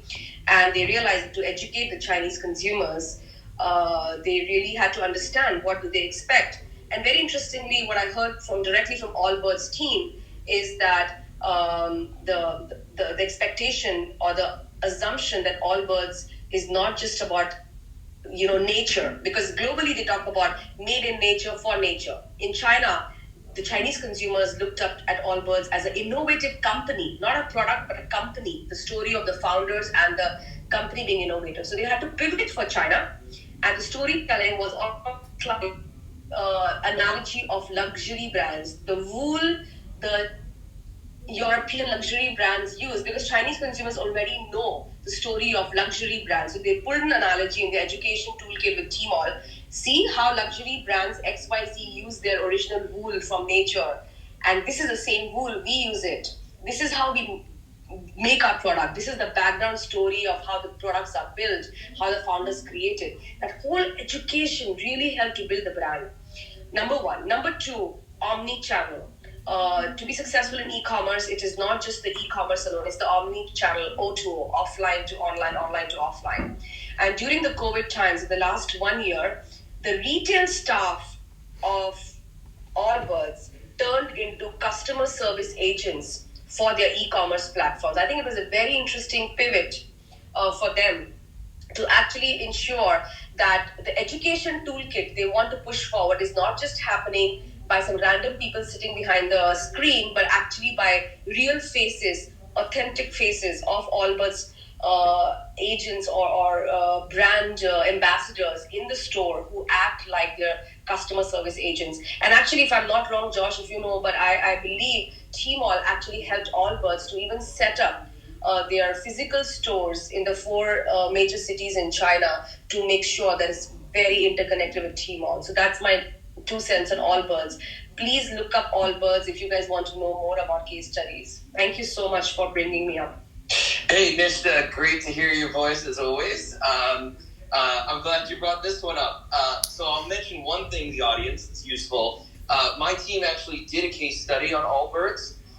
We put out a publication, I think it was last year sometime. It's called Brand Your Way into China. You can go to kungfudata.com and go to the Insights section, search for it. You'll be able to download it from a link. In the back of that is a playbook and the Allbirds case. And I'm going to color this story a bit, Nishtha. So first of all, Please. Allbirds, counter to popular belief, was not an overnight success in China. So while all of it was, hey, we ran our story, we opened stores, actually, Allbirds was successful in China as of March 2018. So we look back into the data, and they're actually accidentally successful in China. And the reason they were successful in China is very clear when you look at the case study, but I'll tell you in brief. So around early 2018, and just so you know, Allbirds launched their Tmall store, and I believe it was in April 2019. But from what we can see in the data, they could have launched any time from March 2018 and had the same success. And the reason is simple. They rolled out international in 2018, or at the end of 2017. They started thinking about going into new markets. They opened up Canada. And when they rolled out Canada, they had a PR firm globally do trade media as part of the PR story. So that storytelling, and all in the same month, they launched Canada pop-up stores, shoes made out of trees, and a few other major promotions. And instead of just having it show up in like the US or in Canada, they actually syndicated the PR and had it translated and distributed into all trade media, including China, and it hit. So from the time that story came in and told the story of the brand and how the shoes were made and what they were doing, trade media, major trade media in China picked up all this, and it spilled all over the place. And from that point forward, Daigou started trading it cross-border, and it was super successful. And if you look at the data, and you'll see it in the case study, you'll see what happened. It's actually very clear. So you see the PR campaigns that ran in the States were syndicated and ended up in Chinese trade media, and it exploded the brand in China from that day forward. So again, very clear example of some of the sort of more aggressive D2C startup strategies, like using PR for this type of trade media rollout, or having sort of a word of mouth approach to marketing, using influencers, sort of viral, like any kind of viral channel you can to get the word out on a product or a brand. It really does work. And what's interesting is China's already set up for that. Whereas that sort of strategy is very new in the West because of the old trade and retail infrastructure that's there, that's physical. In China, everyone's a digital native. Everyone's social and digital and in a community and, follows word of mouth to find things. And it's very brand and symbol and sort of symbol driven. Like someone has to signal to me that, a brand is good before I buy it or I ask my friends or whatever. And so it's like China's sort of like a hotbed for this. So what's nice is if the ground is fertile and you run the right strategy, you can actually activate China, not in China. And Allbirds is a case of clearly that. And when they did officially roll out in the market, they then customized the story. We actually went so they partnered with Swire Group to open up their physical flagships, and then they opted into Tmall's new retail program, which integrates what's happening in the store with Tmall, and they combined influence marketing in Tmall to send people to the physical stores. So my team actually went to two of the stores, the Beijing store and Shanghai store, which is near our office, and I actually went in one day with them, and I interviewed someone who's there, and it was a woman with her partner, and he was trying on the shoes, and I wanted to know, how'd you hear about the brand? The wife, or the girlfriend, I'm not sure it was married, but the partner had read a story inside Tmall's system somewhere. So somewhere in Taobao or Tmall, read a KOL article, an unboxed review of that particular brand, and heard about the store. And so she took her husband there to try on the shoes and make a purchase. So you want to talk about O to O, online to offline. And that was what we saw. Josh, yeah, I completely echo. Just to close this particular case, I think the influencer angle, correct me if I'm wrong, but my experience says influencers are not just people who are influencers, employees, your own people, your brand ambassadors sitting in-house is a great asset. A lot of local brands are actually doing a fantastic job in leveraging. So when you are looking into brand building, storytelling on e-commerce, consider leveraging your own people as well, right? And one more thing which came to my mind in terms of this Allbirds is they partner with Slush. Slush is one of the largest tech industry events in China, globally, and in China in 2019 they partnered with Slush, and they actually gave away shoes only to the key speakers who are the tech aha people in the industry, and that actually also amplified the relationship of innovative company, i.e. Allbirds being innovative, and therefore the relationship of innovation and this product for Chinese consumers. Absolutely. I think that kind of product seeding with real world business professionals is in some categories more effective than others. And, this is, Allbirds obviously is like the Silicon Valley shoe, right? It was super hard. It was hot in the valley before it came to China, right? And it was all the software engineers wearing these shoes because they're comfortable and sustainable and whatever. And when they came to China, they rolled out similar strategy, right?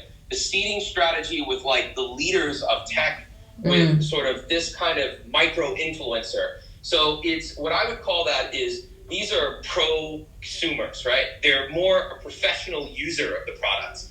Like they're considered experts in their own field. They're like specialists, artists, whatever it is. They have a high prestige or perceived value with their own followings, right? Or their own industries and communities. And that type of seeding is the same strategy that was used by Away Travel and many of the other D2Cs that took off in the States. So I actively encourage this because I think you make a very good point. You don't just need to use like tier one, KOLs. You might be in a category where using these micro influencers, real trade professionals, seeding at conferences, doing those kind of live events, getting that kind of exposure can be more effective than using a famous person who looks too commercial. And in China, it may be better. And I think Allbirds really just executed that well, like you mentioned. They just really did a great job with amplification when they came to China. Really did a good job. This is a beautiful case study, guys. Nishtha, Josh, thank you so much. And I think that this strategy is actually also used right now, maybe organically, by Clubhouse. Look at all of us here on stage, activating our communities and making Clubhouse one of the fastest growing social media platforms of the past, I'm not afraid to say that, decade. So especially in this, expert community. So it's exactly what Allbirds has also done with their Go to China strategy. Beautiful cases. Thank you so much. Let's move on to Jean. Jean, you had a question or you wanted to add something? Hello everyone, glad to meet you here. I'm Jane. A quick introduction about myself. I'm Shanghai-based and currently studying my master degree in Paris. For me, I spent the past 3 years in the tech industry and in creative marketing, and 4 years in the FMCG industry as a graphic designer. And I have a quick question. Is about, as we know, marketing is about people and the locality. But since China digital marketing is running so fast and successful, such as at the beginning the social media Douyin just developed in China and then TikTok to the whole world, and also including the live streaming business model as you mentioned before, what do you think for the EU digital marketing can utilize or integrate from the China digital marketing? Well, speed and functionality, but unfortunately in EU, in my personal view, we have very little chance for creativity, speed or integration because primarily American companies that are global, very, very big internationally, such as Instagram, Facebook, LinkedIn, etc., they are running essentially the show globally. So China, because of its unique tech ecosystem, because of its population, because of its the fact that almost 1 billion people last year, 2020, actually are online, connected on smart devices, because of all those unique reasons, they have a rather unique ecosystem that's been also built over the past 15 years. There are a few other countries where the population and the language and a couple of other reasons make it possible to have a unique ecosystem, let's say, Mexico and South America. We're talking about Russian-speaking world, we're talking about India, etc. But essentially for Europe, there's just not enough people to probably really come up with something very, very special for a unique market and then make it global. And for big companies like Facebook and Instagram, they are thinking globally rather than locally, and that is why, unfortunately, I think they are sometimes a little bit far away from the market and the needs of the consumers in a specific region. So what they can learn really is truly speed, functionality, integration, but it's very difficult to also translate those learnings into actionable insights because in China, again, it's a very unique ecosystem and the things that work in China, only a part of them is transferable onto Europe and any other market. What do you think, Nishtha, Kathryn, Josh? I can only comment just kind of a funny thing. I think what Jean is desperate for is for a sense of urgency in delivery. So one thing you could pray is that European countries as a whole start to get serious about improving logistics and 3PL services. I think that one of the things that Europe can learn is literally how to serve consumers. I think the Chinese have just taken logistics and service to an entirely different standard that I actually don't think it's going to be possible to adopt. I was speaking at a conference on last mile delivery in Spain, and when I was presenting, just my average day, what it's like at the warehouse, how fast shipments go out, what kind of tech we use, integration, how quickly orders are delivered, who delivers them. People were absolutely blown away that there was even this kind of service level as a standard in China, and it's free, right? It's a part of your price that you pay. So I think, hopefully for you, beyond the innovative software or platforms or connections or this type of, I think one of the things that would improve quality of life in Europe would actually be around last mile logistics, delivery systems, speed, access to things, and being able to get things faster and delivered quickly and safely.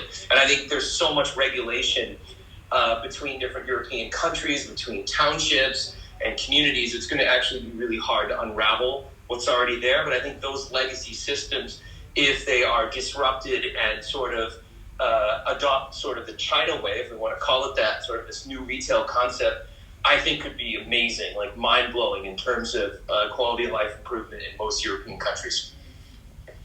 Can I just... Yeah, sorry, so Kathryn. true. Oh my God, Josh and Ashley, the logistics and the consumer services here just, oh my God, mess up. I tried to build a connection from EU and China. That's my advantage, I think. That's why I want to ask about kind of insight. Yeah, I'm also based in Europe. I'm in Austria, and I can really just confirm everything that Josh says about the logistics. But I think it's not purely the question of logistics and customer service, although customer service is also pretty dire in Europe because it just doesn't seem to be, let's say, consumer-centric. It's product-centric. But I think a lot of it is also down to mindset. Because if you look at it, if I listen to the discussions that you are hearing in social media right now in Europe, a lot of those discussions are all centered around you shouldn't be going to those big global players and spending your money there. You should be spending your money with those small local companies in order to support local. And people tend to be rather skeptical about adopting new technology and new methods, rather than to look for ways to integrate those new methods into their existing, let's say, mindset. So if it's my value that I want to order from a smaller local company, then for me it would be interesting to see that smaller local company embracing excellent customer service and really fast logistics so that you could also offer those benefits. But at the moment, that doesn't seem to be the case. And I think when people look to China, unfortunately, within Europe, there's a lot of, let's say, a lot of people are rather skeptical about China, and the image presented in the media is not always very positive. And consequently, this kind of soft power that China should have on the basis of their technical superiority in the case of how they implement systems and how they implement customer service or logistics, that's not really recognized in the way that I think it should be. Yeah, I think you're making a very good point there, Kathryn, and I would only add one other comment, and that is that as much as Europeans are incredibly global in terms of how they see themselves, like on average, I would say, Americans are more willing to, for example, adopt or try new technologies, but don't even have passports and don't speak any languages and don't travel. Whereas Europeans are like the exact opposite. So they go, they speak 5 languages, they travel the world. They're totally unafraid of doing business in China or anywhere. They're all export oriented. very international in how they do business. But when it comes to technology adoption, trying new things, bringing in new systems and processes, there seems to be some kind of, legacy of, Europe's, medieval times, which kind of just weighs on everyone. I don't know, Kathryn, maybe I'm wrong, but that's kind of it, right? That's how it feels sometimes when you. I was discussing at the weekend. I was discussing with Arnold the fact that I'm in like a dumpling desert. That's hilarious. Who said that? You or Arnold? That's brilliant. Me. He couldn't believe that. He couldn't believe that it wasn't possible for me to get good dumplings in this region. And I told him I've tried every restaurant within like 30 miles of where I live, and internet delivery is just not an option. So make them yourself, Kathryn. This is the time to step up and bring Chinese dumplings into your kitchen. Chinese dumplings have been in my kitchen. This is this is the highlight of my housewifely achievements, I think.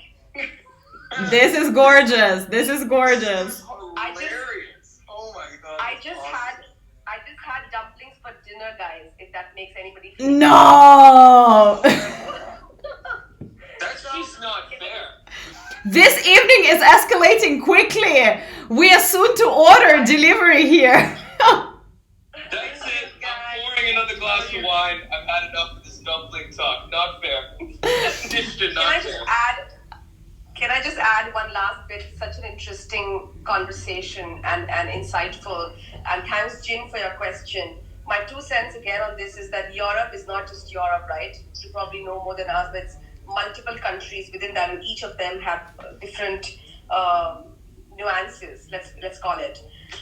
Just one other point here, that until a few years ago, headquarters, a lot of the headquarter companies having headquarters or brands having headquarters in Europe still have a lot of control on how e-commerce or how market entry to China should be controlled. It's dramatically changed in the last 12 to 18 months, where China is getting a lot of leeway to walk the talk and to decide that. And just one observation or learning here is that cross-border e-commerce, it's a huge topic within e-commerce, but cross-border e-commerce has gained major traction again in the last 12 months, more so because of the China-Europe freight trains. So for example, Chengdu has become one of the major zones for freight trains between China and Europe. In just 2020 alone, there were 12,500 odd trains, journey made, 50% more than 2019, just to get import-export going between the two between China and Europe. And this is despite the COVID-19 pandemic. So this is really a great example of collaboration rather than trying to compete. So that's something to keep in mind for cross-border. Thank you, guys. Thank you so much, Jean, for your question and coming up on stage. We appreciate that. And finally, our last question or contribution for today. I'm bringing on stage our Miss Panda from Germany. Miss Panda, how do we address you? I think we've been on the panel together before. Thank you, Ashley. It's such a lovely conversation here. And Kathryn, just for your information, I've taught, I think, more than 100 European friends in my life to make dumplings. You should really learn how to do it. And if you've already learned it, I'm really, really happy for you. Awesome stuff. All right, so I work in tech, but ever since 2 years ago, I started doing interviews with interesting people and brands. So here I would like to bring on one question by hearing your tremendous achievements and lots of experiences, Josh, in Tmall and live streaming. So when I joined this room earlier, I heard a lot of discussion about the makeup skincare market. So recently I've been in touch with 2 skincare brands in Germany. They are starting really small however, their unit price is extremely high. So, for example, one skincare costs €200 per month to use. So, seeing that there is a huge market and the Chinese customers can accept this price. However, as a company, as a small company in Germany themselves, how do they start in China? How do they plan about the budgeting, about the production, delivery, and so on? What would be your suggestion to for them to think and consider about starting it at all? So if they're really small, then really their best option is to do some type of consignment model or distribution. And in that case, it's just to make sure they've registered their products properly, so they own their domestic China trademarks, not their international registered China, their domestic China trademarks. Once they own all of that, and it doesn't take long, and it's not expensive, it's only a few $1,000s. Once they've done that, I would then consider using some type of partners. Now, there's lots of different kinds of distribution services or retail models that can be in the China market. One that I found successful, if you're really just that expensive, right? If your product is really almost an offensive price, right? It's 1,500 RMB a month, this kind of thing.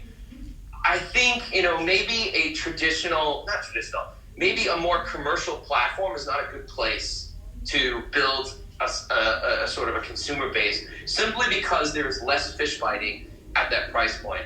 So one of the things you can look at, and what we would always do, is to just look up transactions by price bracket. And any TP can do this for you, any distributor that works in Tmall, Taobao, right? Basically, you can look up all the transactions, the volume that's happening at different price points for any category, any product, any brand. And so once you look at that, you can see how much competition is there, to see whether a commercial model that involves direct-to-consumer makes sense for the brand. And I'm guessing no. I have a client, like a potential client, that is actually a distributor, and what they do, which I think is good, is they work with really premium, cosmetic and skincare, and their approach to market was very clever. They went through spas at 5-star hotels in Macau to activate China, and it worked. So I think this is something that any skincare brand can use. So they basically sign direct contracts for retail, so it's almost like consignment. The distributor acts more like as a consignment agent, and then they do all the placement and retail servicing. So they get the product into all the casinos, into all the good hotels, all the spas, and they've done it in Hong Kong, Macau, and then all the major Chinese cities. And it's been a very successful strategy for those brands that trade at a higher price point. And a lot of those brands that she sells are in that 2,000 to 3,000 RMB range, which I think is very high. But she's had a lot of success, quite honestly, and it's because you're self-selecting. So what that means is people that can afford to go to an expensive vacation at a 5-star hotel in Macau and pay to go to the spa have the money and already know that they can afford that, cosmetic, right? That treatment, even if it's every month they have to spend 1,500 RMB. At that price point, you're really looking at a specific type of consumer, and I think you have to think of your strategy not being to the mass market, which, by the way, saves a lot of time, a lot of energy, and a lot of expense. So there's nothing wrong with being small and exclusive and difficult to get and only sold in these kind of spots. And that's how the person at the high end, so the luxury consumer, they see value in not buying what everyone else has, but by being able to buy something no one else can get. It's a very different psychology. So I would say with this product, it would be to go that way. And because the whole point is to control access to it at a high price, therefore there's no issues with production, because the point is to make it exclusive, like a special style of Rolex watch, for example. They're only going to make 50. And this model of intentional limited release works really well in China. I mean, basically all of France is what we call a slow money business. They don't move fast, right? But they make really awesome stuff. And they make it really hard to buy. And very few amounts of it. So what happens there is you create a lot of demand around access to exclusive collections and materials. Beautiful, beautiful, Josh, this is awesome, super awesome insights. I think we need to have a separate room on just that, because indeed this kind of, you know, scarcity marketing, scarcity releases, you know, all of that exclusivity, all of it is really, really big topics. Miss Panda, have we brought you some insight on your question? Yeah, definitely. And also Josh made me really miss the spa life. And I have a follow-up question actually. Unfortunately, we need to. We've got 6 minutes because I am determined to finish this room. Yeah, but definitely do join next time, and we'll be very, very happy to answer the question. Or you can also connect with Josh. Let me check his bio. Ooh, Josh does not share his email, so Josh will right now add his or his assistant's email there in the bio, so you can connect and talk about it. You know, separately. I think that this is really, really cool. And by the way, everyone in the audience, I was just officially shamed by Ashley. My profile is not set up properly. Josh, only out of love. You know how much I love you, so only out of love. I so openly encourage you, basically plugging your business shamelessly here and asking you to add that important piece of information. Yes. You need to have a marketing agency for your bio. You know, you're just a commercial guy. You know, you need to brand. Yeah, and that's why I'm here. It's okay, guys. I've got your back. So on this note that I'm the marketing person of this particular panel, let me make sure that all of you guys are following Josh on Clubhouse, Kathryn, Nishtha, and Miss Panda is also very much in China. Just now checking her profile. Follow them on Clubhouse with a bell. So every time that they speak, you're also notified. Guys, we have 4 minutes. So we have Minesh here and we have Chen here. So Chen, we're going to start with you. Please ask your question in like 20 seconds. And then very quickly, we're going to jump in and answer it. And then we're going to go to Minesh. And we're determined to finish this amazing Clubhouse that's been now running for over 2 hours in a couple of minutes from now. So Chen, go ahead. All right, thanks, Ashley. I'm going to be very quick. I have a question for Josh. So how do you see your clients change their mindset of investment in the first and the 3 years? So for example, you're only willing to pay traffic maybe at the very beginning. And what's the cutoff point you decide to move to the next stage that you're deciding to do more live streaming and etc.?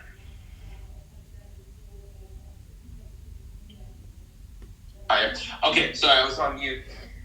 Can you just repeat that last part? I missed it. I don't know, I was cutting out. Is it the wine? Right, I know, but I'm just thinking like how is your clients changing the mindset of investment in the first or the 3 years? Like, for example, they're only willing to invest in paid traffic in the beginning, and they move to the next stage and say, okay, they're going to chuck in money to do more live streamings. So that's my questions.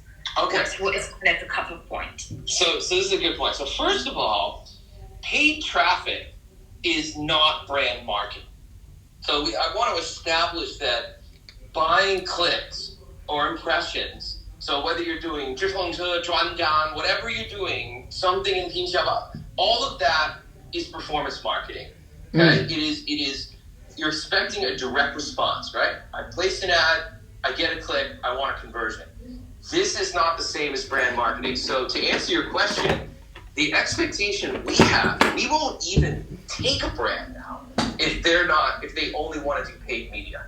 We will not take the brand because it's, you missed a good one. You should go listen to, Ashley ran a big thing on Saturday from 4 to 7. There was a whole e-commerce and new retail panel, and there were a couple of Alibaba Xiao'ers, like a really big one, right? Who ran all of FMCG on there, and Chloe, who was doing global beauty cross-border, and they actually said something very clear, and if you want to hear it right from the Xiao'er, how to set up and invest in your brand and how to build success in the platform. And these Xiao'er have each launched thousands, right, of brands, stores. And one of the things that Chloe said I thought would be very relevant to answer your question. It's very simple. In year one, in beauty, if that's what we're talking about, really any category, you've got to spend at least 30 to 50% of your sales on marketing in at least your first year. That's like minimum. But I would say you're going to be doing close to that level of investment for up to 2 years. And of that money, more than 60% of it, so Chloe said 65, I usually say 70, should be going to dedication to a hero collection and branding. So you're doing content marketing and brand marketing around a hero collection so that you can basically send very positive signals throughout China's ecosystem so that the consumers both in and outside of Taobao, Tmall, can find you all over the place, right? And they can hear good things about your brand. And you'll notice that's probably how you discover brands too in China, right? You search for a brand. How do you find it, right? And you think about how you get there to choosing a brand, then you'll understand why it's so important. So to us, the idea that you would come in and just do paid traffic for the first year, we won't even talk to you. I won't even speak to you. If you're not serious about China, which includes a significant brand level investment, we can't work with you as a brand unless you're already super activated, in which case the brand marketing is not necessary at the same level. Maybe you need a 5 or 10% load versus a 20 or 30. But in year one, if you're new and you don't have that budget, I don't think China's a good place to operate. So that's kind of our perspective. So, post-COVID, pre-COVID, it's always the same to us.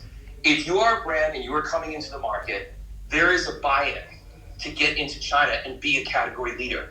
And whatever that buy-in is in your subcategory, it doesn't matter what category it is. Each category has a certain amount of competition and a certain cost to get in the game. So if you go into a super competitive category like fashion or beauty, the cost to be a winner is really high. If you go into a less competitive category that people aren't thinking about, you can probably get away with a performance marketing budget with a little bit of back-end brand support. Or if you're like Allbirds, you were lucky, you got activated in China before you enter, then you don't need as much. But in general, having that budget in place, and when we draft a P&L for a client, so they're coming in and they're asking us for projections, within that model, there'll always be a base case and a boost case. And even in the base case, the brand investment that we require out platform, which is your agency support, has to be at least 10 to 15%. Or we simply just don't talk to the client because they're not going to have the right commitment and resources to make it a successful endeavor. There's really no chance to win on the long tail in China. There's just too much competition. Chen, does it make sense? Does it all make sense to you? Yeah, so I totally agree. Like Josh says, you're not free to shut down brands if they're just not suited for China because it is not a cash machine. You think you're going to put a product and work immediately. Absolutely, we are all on the same page here. Yeah, I also see that you're from the industry, so it seems that this goes across borders, and China watchers all agree on that point. Have we contributed to your question? Have we answered it? Yes, it's very helpful. Thank you, Josh. Awesome. I'm sorry. If you want more, because we're running out of time, ping me on LinkedIn, or I'm going to add my email address after this call. I promise. You guys can send me messages. Like Josh is literally right now adding his email address onto his bio. He's clicking on his picture and he's editing his bio like right now. I literally am doing that right now. Yes, thank you. I see his fingers moving. He's doing it right now. Thank you so much, Chen. A pleasure to have you here with us. Now, moving on. We have Minesh with us. Minesh, long time. How are you doing, old friend? Good. I'm doing good, Ashley. Good to see you, Josh, and Nishtha all in one place. It's again a reunion here. Yeah. So I won't take too much time. I want a quick question for all of you that I know all of you personally, so I can reach out to you whenever after. But basically, so I have my own startup, which is in the B2B space, and my challenge has been recruiting B2B suppliers and doing marketing in China efficiently to recruit the right kind of suppliers. And unlike the Alibaba model or the Made in China, etc. model, our model is based on results, and it's a free model wherein all the suppliers that we attract are based on the quality, and we verify each supplier and set payment terms, etc. But we are helping them get millions of dollars in business, and we make money only on transactions. But it's been challenging to convey that because it's a new type of model in China. So are there agencies, are there companies that can help us in this space? Yeah, thank you so much, Minesh. So when it comes to B2B in general, especially with a new product, because we've had experience with that a few times, I would say the best thing to do is to have an industry expert on the ground running the show for you and going and physically meeting the people and traveling the province and recruiting those new producers, as you mentioned.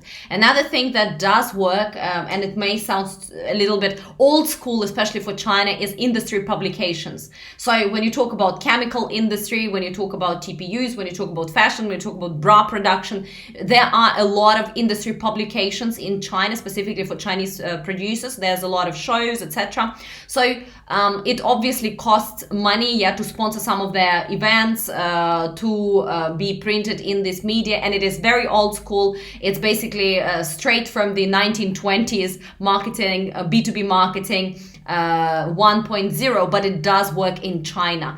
And having a combination of your sales team, essentially, that is senior enough to go and get appointments with these people, and having essentially this collaboration with industry associations and industry magazines is what makes it beautiful. At the same time, on the digital side, I would say that Zhihu is a great platform for you to explain this new business model and explain what kind of industries does it benefit most, etc., because essentially this is going to be your digital center of gravity. It's going to rank much higher on both WeChat, Baidu, and other search engines when it comes to, let's say, your Chinese name, or you need to come up with a nickname if it's something new that you need to explain, a nickname for this business model if it doesn't exist yet. You need to come up with a nickname that people are going to be using, and essentially that's how it will potentially become, more recognizable. So all these in combination are likely going to get you somewhere. And the platform, it was Juhu, sorry, how do you spell that? ZHIHU. Zhihu. ZHI, okay. HU, yeah. Yes, sir. Yeah, I would only add one thing, and because what Ashley told you is exactly right. What I would add is not from a marketing perspective, but from a sales team perspective. I have a lot of customers who are B2B brands in China, and I'd love to tell you can do this all digitally, but Ashley said it best. You better grow a huge liver and get your butt to China and start knocking on doors, because in China, industrial business is still operating like it did 30 years ago. No, I got 70 people in China. I have people on the ground. I was just looking for digital models too. Oh, digital. Because I was going to say, though, my clients have pretty big sales teams, and one of my clients has, I think, 200 sales staff, and it's just big army, and he's built a huge business, and he has a dealer-led strategy. So I'm sure you guys are considering the same thing, but one way to do it is to just do dealer model and franchise. And this works super well in B2B in China because everyone's trying to carve out a little fiefdom, like someone who sets up, a distributorship for you or is an aggregator for you in a certain province or region, very unlikely will go national, because they typically want to defend their territory in one local area because there's not a lot of mobility for this type of national distribution. So if you go dealer-led, you end up with a lot of dealers, and they're all very territorial, but the production it's pretty good. I mean, one of my clients has a 700 million RMB business, and when we first started working with him, it was like, I don't know, when we launched him on Tmall, he was probably at, I want to say, 100 million RMB, something like this, 6 years ago.